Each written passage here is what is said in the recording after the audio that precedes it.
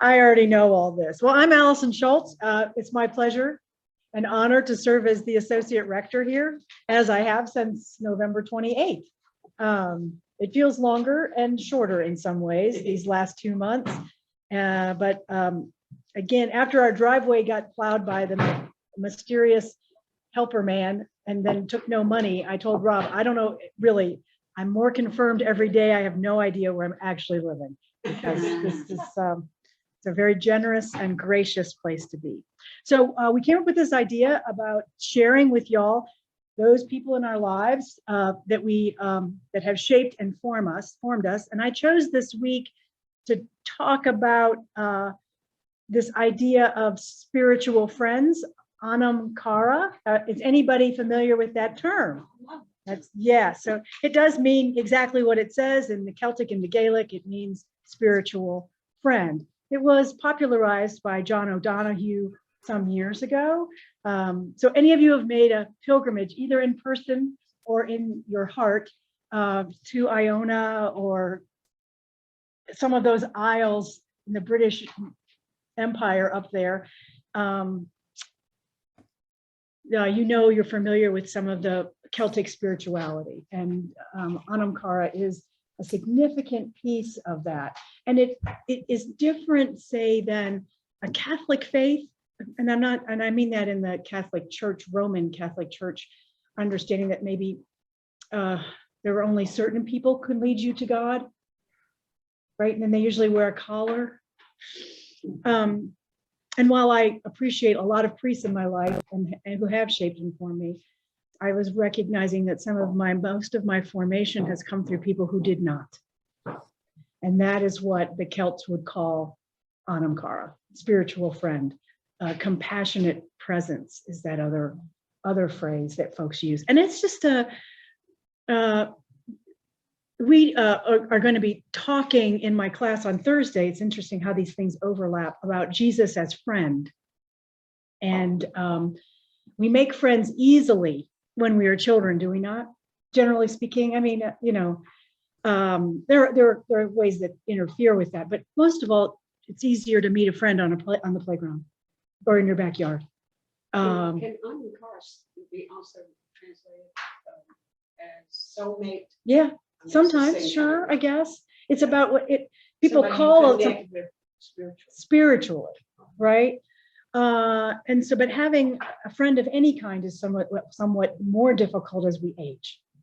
There's less and less. I've recognized, since my children are now 30 and 35, that I don't connect with their parents anymore, right? That was an easy source of friendship. Was, you know, who you saw at the PTA or on the playground or at soccer or whatever. I'm not as good as some of my friends about maintaining their relationships over the years. I have a friend, Rob and I have a mutual friend, Wendy Porter Cade, priest in the Diocese of Atlanta, who has friends. I love going to parties at her house because she has friends from kindergarten, friends from Barry, friends from seminary, friends from places she taught and lived. And I am amazed by that. I don't think I'd want friends who knew me in high school to meet the friends I have today. I would just be too afraid what they might say. Wendy doesn't have that compunction because she's been the same, I guess, the same as she's always been. Okay, so I'll go back to my notes. I think you get the idea of it. John O'Donohue wrote, "May you recognize in your life the presence, power, and light of your soul. May you realize that you are never alone, that your soul in its brightest and belonging connects you intimately with the rhythm of the universe. May you have respect for your own individuality and difference." I included that quote of his because I think it's what we look for. Maisie, what you said, what would be a soulmate, a spiritual friend, somebody who can see that in you, even when often we're not able to see it in ourselves. So if you think back on a friend, you may not have known that you were having a spiritual relationship with someone, but there is the key.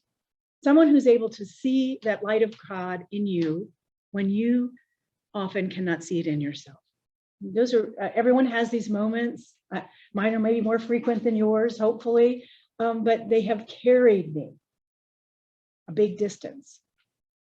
Some were called spiritual directors, right? People trained in the art, I say, of spiritual direction.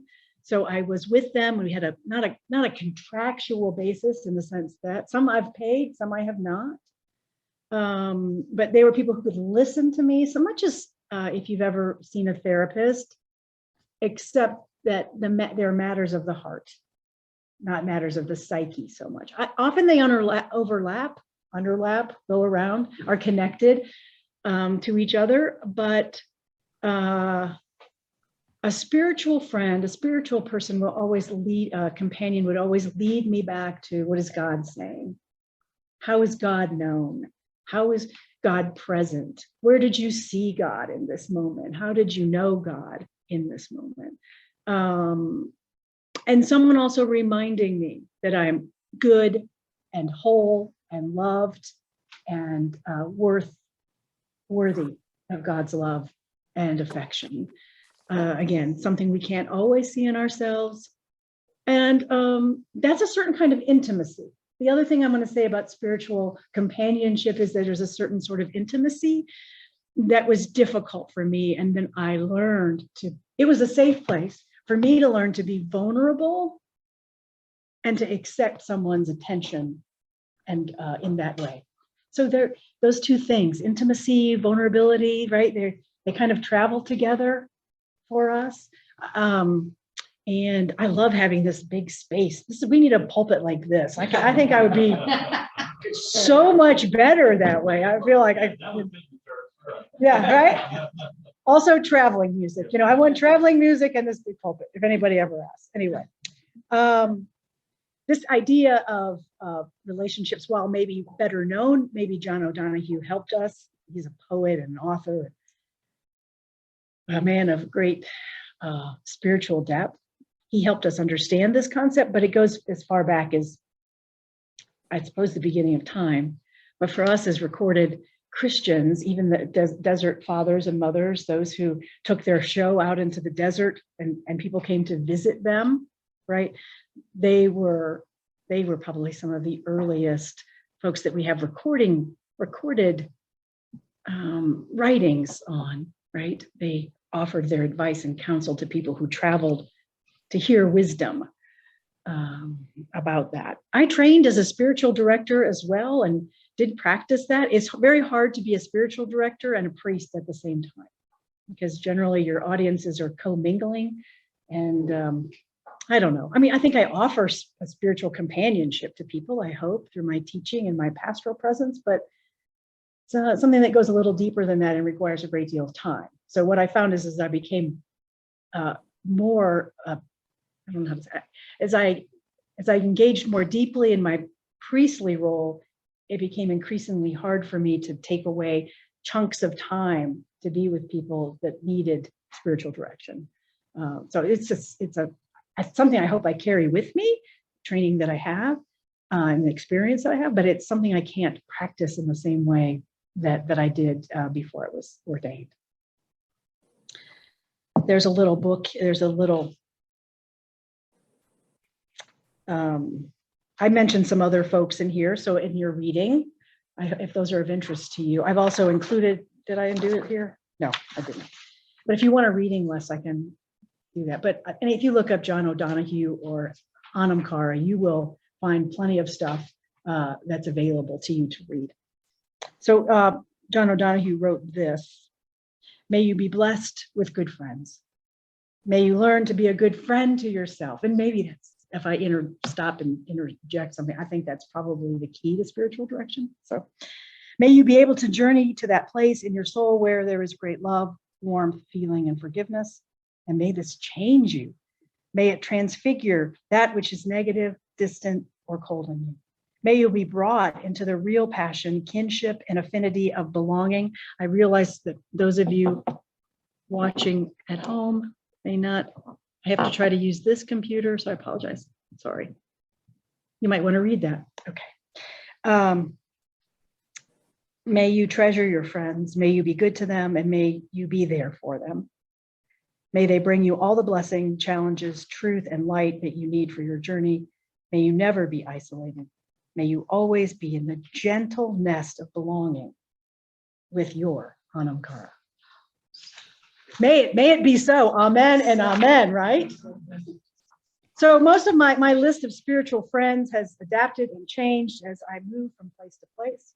It's the joy of living in different places. It's the heartache of living in different places. I'm now Zooming with my last spiritual director of 5 years. She's still in Portland. She's wonderful. Serves on the board of the Center for Contemplation and Action. So she works with Richard Rohr. So I always feel like when I'm in her presence, not anyway, you know, I don't know, but she's not at all what you'd expect. And she loves that I'm her spiritual director because she's a Catholic, and she would never be allowed to be a spiritual director to a priest because she's a woman. And so we have this kind of mutual admiration society, but it's a very nice one. I'm very reluctant to give her up. And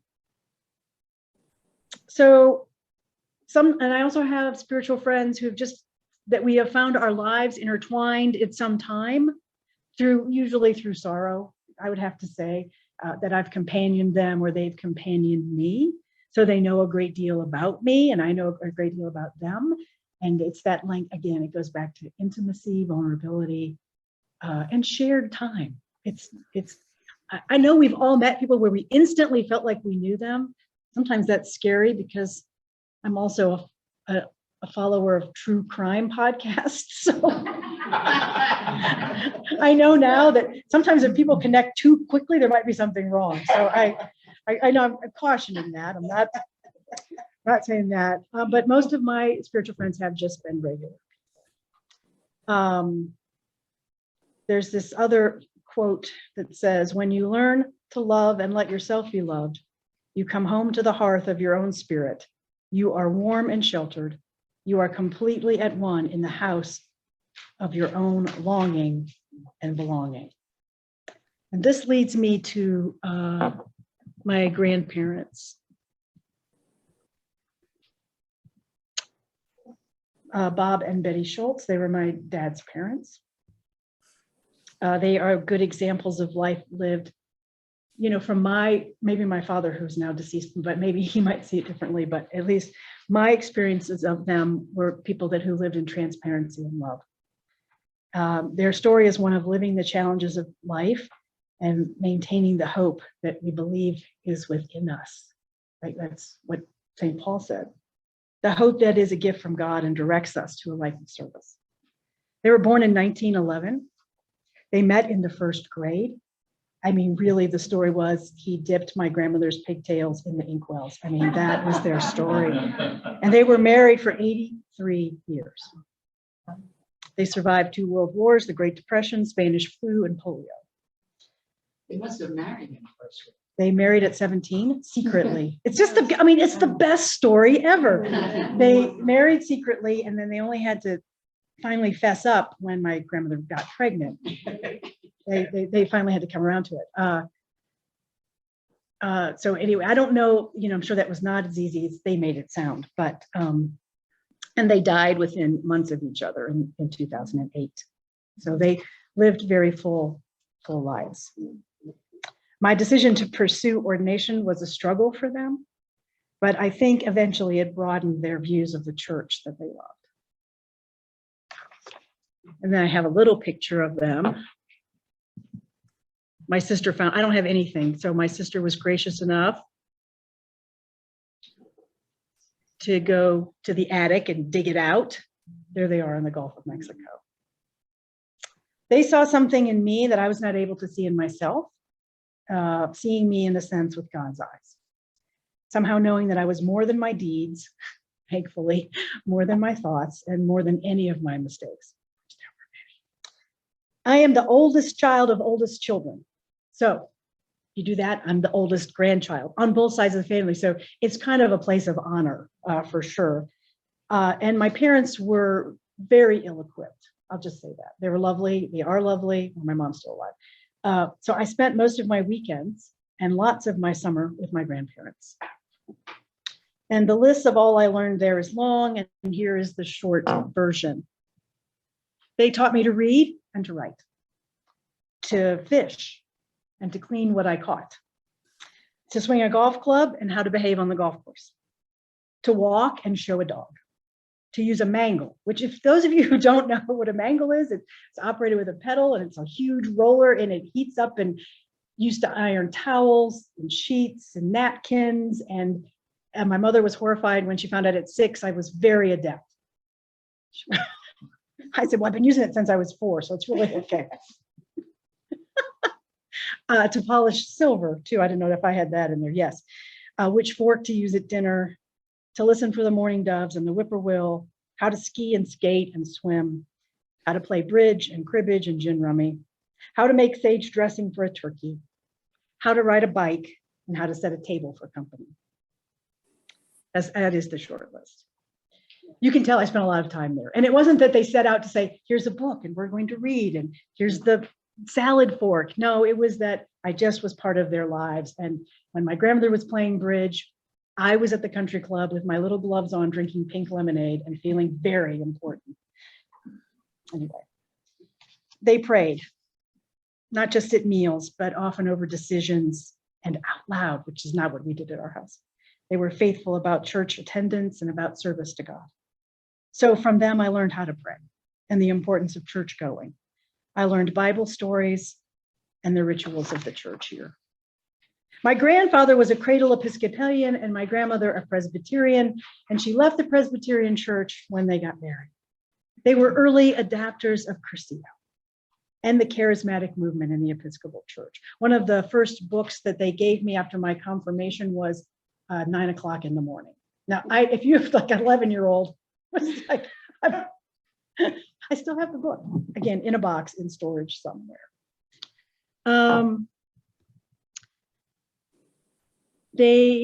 My grandmother was the superintendent of Sunday school for years. My grandfather served on several vestries and search committees. They both started a food pantry in the 1980s when food insecurity began to be more well known. They sponsored it at the church. It was actually kind of an early farm to table thing where they went and visited farms and got them to bring produce and extra stuff to the church, and it grew from that. That was the same church where I was baptized, where I was later confirmed and then married in that same little church. And then through the parish, they sponsored a family from Cambodia and then later from Bosnia. What I think is interesting about that, and the reason I talk about their accomplishments, because they all came at times when the church was in great turmoil over whether that's a prayer book, women in the church, gays being recognized in some form or fashion, either as clerics or being able to be married. And each of these, instead of separating them or separating them from their friends or the differences of opinion, they turned toward ministry as an answer to what they did. So I think that's an incredible way for me to handle my own sense of conflict, is that what could I do? What could I do as a response to conflict rather than being irritated, angry, separating myself from others? I guess maybe is better.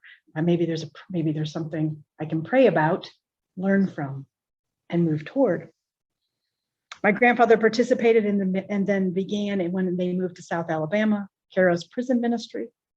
My grandmother always was hosting Bible studies and book groups in her.